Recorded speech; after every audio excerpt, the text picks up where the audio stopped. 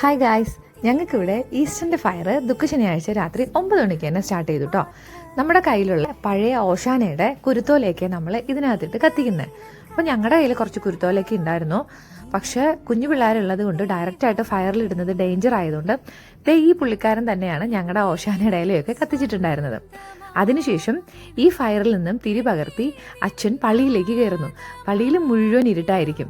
അപ്പം നമ്മുടെ കയ്യിലൊക്കെ ഓരോ മെഴുകുതിരി ഉണ്ടാവും. ഈ മെഴുകുതിരിയിലേക്ക് ഈ തിരി പകർത്തി നൽകുന്നു. ഇരുട്ട് നിറഞ്ഞ ഈ ലോകത്തിലേക്ക് പ്രകാശത്തിൻ്റെ പുതിയ വെളിച്ചവുമായി യേശു ക്രിസ്തു ഉയർത്തെഴുന്നേറ്റു എന്ന ഒരു പ്രതീകമായിട്ടാണ് ഈ തിരിയൊക്കെ കത്തിക്കുന്നത്. അപ്പോൾ കുർബാനയ്ക്ക് ശേഷം അച്ഛനും അൽത്താര ശുശ്രൂഷകരൊക്കെ പുറത്ത് നിന്ന് എല്ലാവർക്കും ഈസ്റ്റർ വിഷസൊക്കെ പറയുന്നുണ്ടായിരുന്നു. അതിനുശേഷം ഞങ്ങൾക്ക് വെറൈറ്റി കളേഴ്സ് ഓഫ് ഈസ്റ്റർ മുട്ടയെ കിട്ടി. പിന്നെ പുറത്ത് സ്നാക്സും ഡ്രിങ്ക്സും ഒക്കെ അവർ അറേഞ്ച് ചെയ്തിട്ടുണ്ടായിരുന്നു.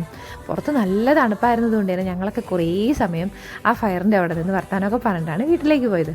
അപ്പോൾ എല്ലാവർക്കും ഈസ്റ്റർ ആശംസകൾ.